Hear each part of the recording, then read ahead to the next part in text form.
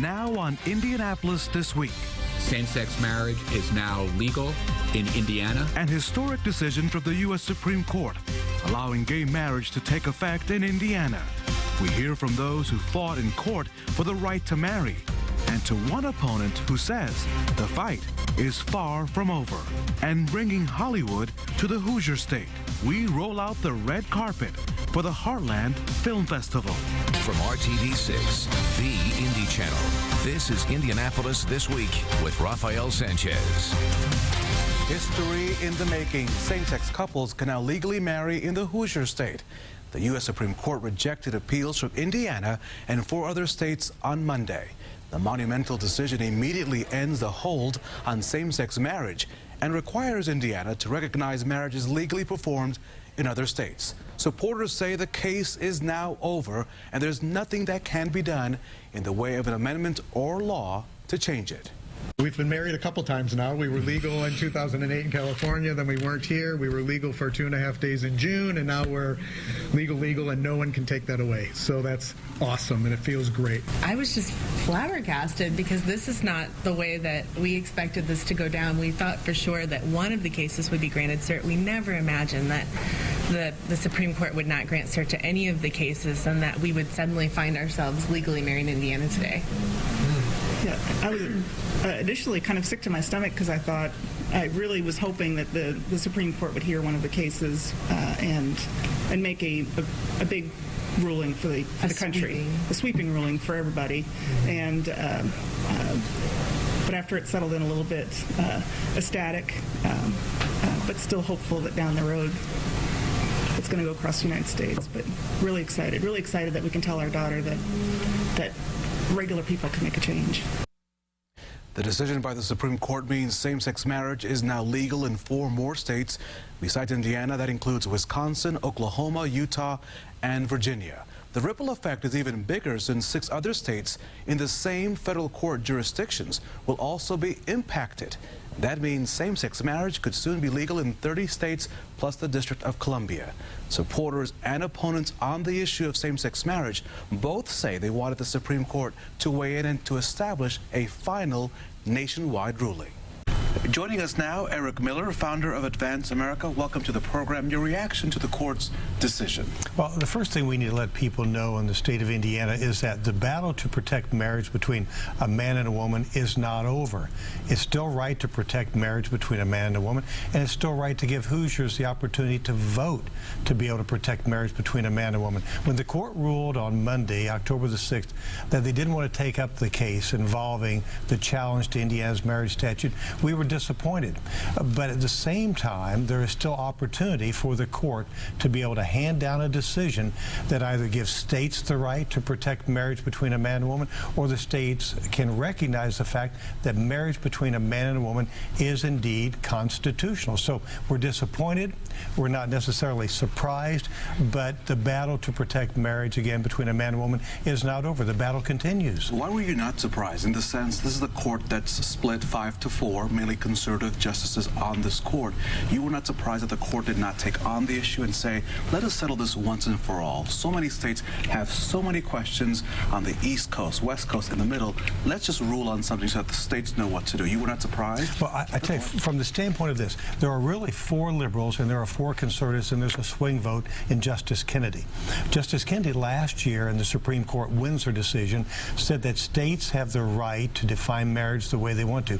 But right before the hearing by the court, Justice Ginsburg, one of the liberal judges, said that unless there is another circuit that comes along that says that they support state constitutional bans on homosexual marriages, then the court may not rule. So I think she was kind of giving a signal that maybe the court may not rule. So what we're really waiting for now, Rafael, is maybe the 6th Circuit out of Cincinnati or the circuit out of New Orleans to uphold state constitutional bans on homosexual marriages that will then go up to the Supreme Court.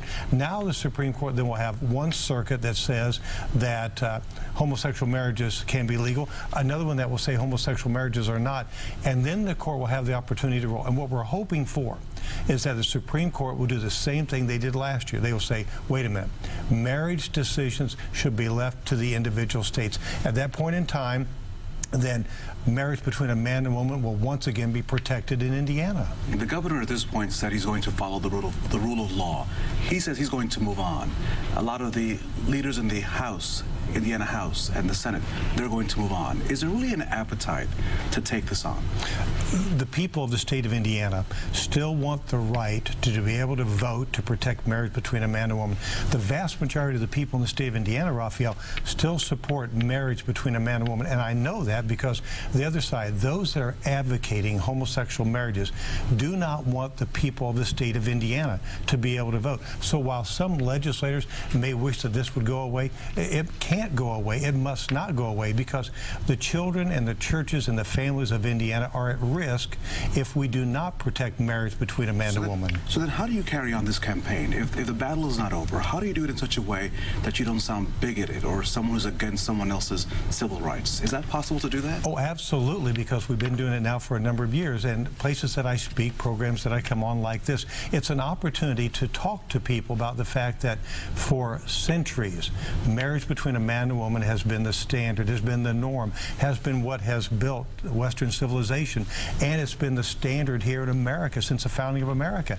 And what we're talking about is merely preserving what is the standard, preserving what is right to protect marriage between a man and a woman. The other thing, the way we carry this on, is to tell people that when they go vote November the 4th. You have a guide to remind people, right? Exactly. What Advance America has done is once again provided an opportunity for all the legislative candidates and congressional candidates to answer the question, do you support the right of the people being able to vote to protect marriage between a man and a woman?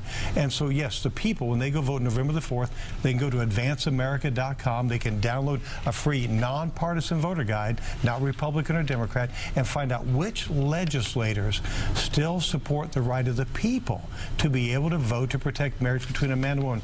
Rafael, this is not a civil rights issue. A person is born a certain race. A person is born a certain sex.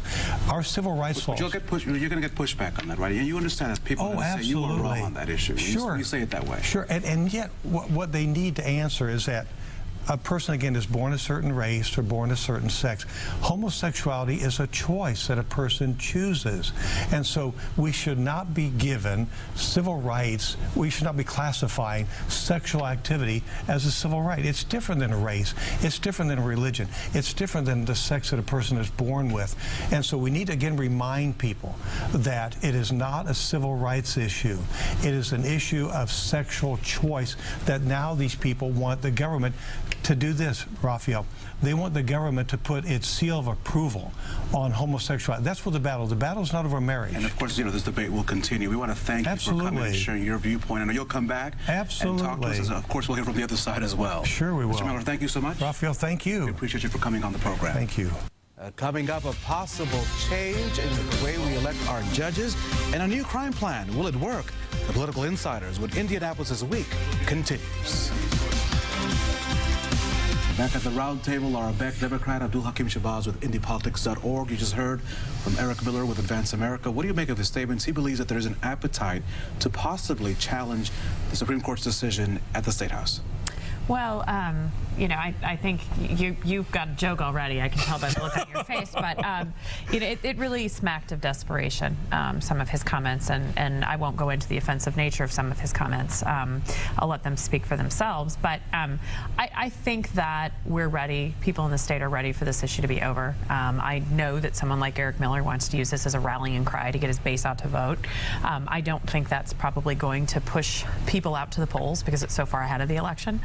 So I think we're ready for this issue to be over. I think we're ready to move on as a state. Yeah. This issue is over. This issue is done with. The only way this issue comes back, which is one only thing Eric Miller said that I agree with, is if one of the remaining circuits comes back with a contrary decision, the Supreme Court could take it up. But these folks need to realize that once for all, this issue is over. It's done with. These people make more noise about this than anything else, which really makes me wonder and question if you are this worried about what's going on in other people's private lives and personal bedrooms, maybe yours isn't as active and fulfilling as it should be. On a Sunday, we're going to move on. And on that note, this is what the governor had to say. Governor Pence released a statement of the Supreme Court's decision saying, I will always believe in the importance of traditional marriage, and I will always abide by the rule of law. While it is disappointing to many that the Supreme Court has chosen not to hear arguments on this important issue, under our system of government, people are free to disagree with court decisions, but we are not free to disobey them. Hoosiers may be assured that I and my administration will uphold the rulings of our federal courts concerning marriage in the policies and practices of our state. It appears that the governor is ready to move on. We spoke to the governor this week. I have no reason to doubt his sincerity. And remember, when Judge Young first issued the ruling, the governor said, hey, this is what the court said, we're going to comply with the law. When the stay was issued, he said we're going to comply with the law. Already the Attorney General, they're going through the 600 areas in Indiana law that lawmakers will have to make some adjustments with to adjust this new same-sex marriages. Everybody's going to apply with the law, regardless of whether they agree with the judge's ruling. Coming from the governor, it was a pretty gracious statement. I think he did the right thing the way he did it, and I think he was gracious. I think he was dignified. I think he did a good job with that statement. And as somebody who is supportive of people having the ability to marry who they want, I felt good when I saw that statement because there weren't any digs at anybody. Another big issue this week, of course, is the mayor's new crime-fighting plan. That plan, of course, will depend much more on the issue of compiling data. Public safety will target 6 specific areas in our city. Mayor Ballard says he's dedicated to this new crime-fighting philosophy. That approach means finding and confronting the root causes that lead to crime and impact quality of life. Newly released data shows that there is a direct correlation to the lack of education and high crime in these areas. Public Safety Director Troy Rick says this new approach will hopefully lead to more diplomas and fewer crimes. Work with our school districts as a Department of Public Safety. What can we do to help them be better? What can we do to help them be more successful? I know they're working hard. They're dealing with a lot of the issues we're dealing with. So if we work together to deal with some of those systemic issues that's hurting education and public safety, then if we work together, you know what we're going to see? We're going to see education increase and we're going to see crime decrease. This bolster the mayor's efforts to try to get pre-K program, which Democrats in the council at this point have not embraced through the Homestead credit. Well, I think the Democrats have embraced the concept. It's just not the way to fund it. But what I think is something, not how the mayor has proposed to fund it, excuse me, by using the Homestead tax credit and eliminating that. But I think when we talk about this crime prevention plan that they're talking about right now, particularly as it uses data, I think it's very heartening to see this. And it really speaks to me to the power of somebody like a Troy Riggs, who can really work across party lines. I think he has a lot of respect on both sides of the aisle. You saw a bipartisan group standing up there. And so as we, as a community, work out community solutions, he is certainly a consensus builder. And I think that his involvement in this really speaks, and the way he's doing it is very, very positive. And the data will give us a bigger, better picture. Yeah, the data will give us a much better picture. I mean, these basically 6 areas account for nearly 30% of the homicides in the city of Indianapolis. And looking at one of them, for example, if you live in the 16th and Tibbs neighborhood, your chances are 157% more than an average citizen in Indianapolis of being a victim of murder. And real quickly on the early childhood component of this, we actually did see some movement on this earlier this week in one of the committees that no one really pays a lot of attention to. But you do. But yeah, that's what I do. He does. When they found, when they found some of these homes that were taking sort of these double homesteads, about 38,000, that maybe the money that would come from getting rid of that double homestead might be used as sort of up to $2 million for early child education. So there is movement. It looks like we may have found some money for that. Well, I'm going to cut you off real quick. 30 seconds. Are we going to have a new way of electing Marion County judges? There was a change in the appeals court. Will that happen? Yes. The current system, I love my friends at political parties. Everybody knows what a big sham the current system is. We're going to have a new system. I don't think I'd call it a sham, but I think we probably will have a new system. I hope an unintended consequence is that the judiciary does not become very politicized, because it's not right now. I'm sorry that I cut you off. I will owe you time the next time. I'll give you an extra 30 seconds. I probably deserve Write it down. 30 seconds. I will. The conversation between our insiders continues on Twitter. Check out their Twitter handles and give us your opinion, and stay up to date with Kip, Abdul, Lara, and Jennifer throughout the week. When Indianapolis this week continues, get ready to roll out the red carpet. Indianapolis, we're sitting down with some of the leaders of the Heartland Film Festival when we come back.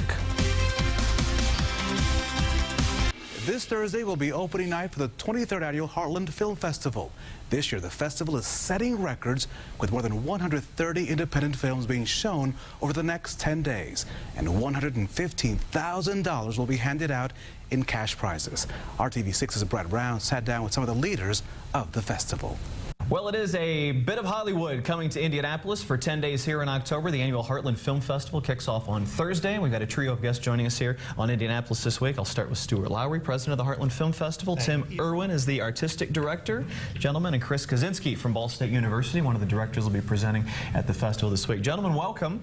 Thanks for joining us. Yeah, First of all, Stuart, let me start with you. Talk about the over the last few years, almost exponential growth of this festival to become kind of one of the prominent film events in the country during the fall season. Absolutely, almost doubled as far as submission levels. So this year we went from, a couple of years ago we got about 800 submissions. This year we had over 1,600 submissions, 85 countries. We're going to wind up programming, I think, just about 40 countries in the festival. So a huge artistic explosion. And high school films, films from around the world, and films from our own backyard, which Chris is going to talk about. Yeah, Tim, tell me about the biggest challenge of getting 1,600 down to, I guess, about 130 so that you come up with, and trying to figure out who it is that kind of deserves to be here, but the films that you want to belong here for the festival. Yeah, it's a really stringent process. I ruin like 50 or 60 people's lives through the summer, making them watch all the films that come in. We have 3 people watch every single film all the way through. We collect all of the online reviews for that. We talk about the films, and then I have kind of secondary programming teams, and we take a look at all of the films that get the better recommendations from that first committee,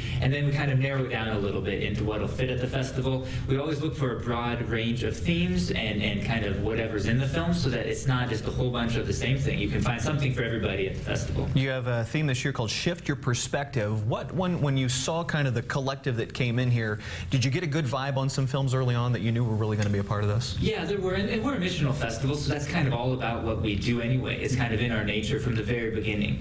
So it wasn't really hard to narrow that down, you know, as far as the Shift Your Perspective theme goes. We have films from all over the world, from our own backyard, from so many different states in our country, that there's something that'll change your mind on someone somewhere. And from the backyard, they'll have the Indiana Spotlight program this year. Chris Kaczynski, director, producer, and writer of The Healing Wall, student at Ball State University, a grad student there. First of all, kind of tell us about the inspiration for the idea behind your film and getting a chance to spotlight the Vietnam Veterans Memorial. Yeah, well, we were doing a really cool project through the architecture department, and we were going to do some videos for an application that's actually the National Park Services and Vietnam Veterans Memorial Fund are using. And I said to myself, this is such a rich story. There's a deeper narrative here. So I constructed this narrative where the Healing Wall is about the Vietnam Veterans Memorial and how its unconventional aspects of landscape architecture led to some sort of a healing process of the Vietnam conflict. So it's just been an amazing journey. How important is it for you to have a chance to showcase your film in a setting like this, close to home? It's amazing because I can have friends, family come, and it's also just a good chance to tell a really important story. Something that people really need to hear. Stuart, that kind of seems to be something that the festival does every year, is telling great stories. That's kind of the key to the films that seem to succeed here, is there's just a great story behind all of them. There is, and you know, having Chris here is a perfect example. We not only have a great story, we have great filmmakers, and we bring them into Indianapolis. So we bring people from around the world. We'll have over 125 filmmakers.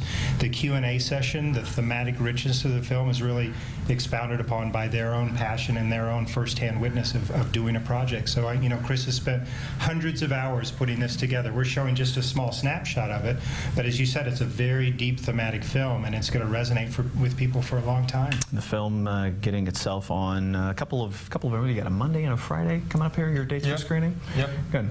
Okay. Well, do you look nervous yet? I know. Nervous. First time here. I'm ready to shift people's perspective. Yeah. That's what the film's all about. That's what the film's all about. Excellent. Absolutely. The festival kind of had a kickoff event last Saturday, October 4th, with the screening of The Judge. Great event out there. Turned out Robert Downey Jr. shows up. Turned into really kind of a spectacular evening for everybody out there. Tell me about having a chance to kind of showcase some of what we would think of as big Hollywood movies as part of this, and putting them in there also with some of the independent films that are going to be coming to town. So we look for films, again, as Tim mentioned, they're all really driven around our mission. So inspirational films that have used the transformative power of film to communicate a theme or a message. So The Judge did that beautifully.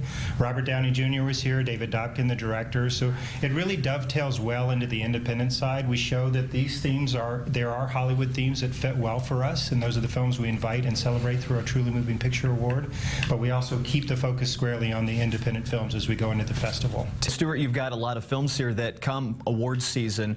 Films that have come through here for the festival are definitely going to be in the mix. We're kind of in the lineage now with Toronto Film Festival and some other festivals, and we're bringing in some really heavy hitters. But again, it just helps us put the focus on film itself. And so the independent films get to be within that same mix, I think, thematically as rich as St. Vincent and The Imitation Game, and that's what it really excites us. Chris, as a filmmaker, are you excited to get to go see some of these films? There's something to be learned here for you to see some of these movies in this setting as well. Exactly, yeah, and this is my first festival going to, so I'm extremely excited, but I'm just really interested to see how it all goes down and see, learn from other filmmakers on how they present themselves at the festival. But I'm excited to see some great films too. Very good. Good luck to you. Thank you very much. Good. Stuart and Tim, good luck with the festival here. It's an outstanding program. We're looking forward to seeing some of the movies. Hope to see you there. Opening night Thursday, the 16th at the Indianapolis Museum of Art with the screening of Men, Women, and Children. All the other information online at the heartlandfilm.org website, and we'll have some more information on our website as well at theindychannel.com. On Friday night, the puck drops right here at RTV6. It's a historic night for hockey in central Indiana as the Indy Fuel launched their inaugural season. RTV6 is your home for the Indy Fuel. Friday night's game will air right here on RTV6 with coverage starting at 7:30 right after RTV6 News at 7. You can also watch every home game for the Fuel this season on our very own HTSN. And that's it for this edition of Indianapolis This Week. We are always on our website, theindychannel.com, and our app, RTV6. I'm Rafael Sanchez. Have a great Sunday.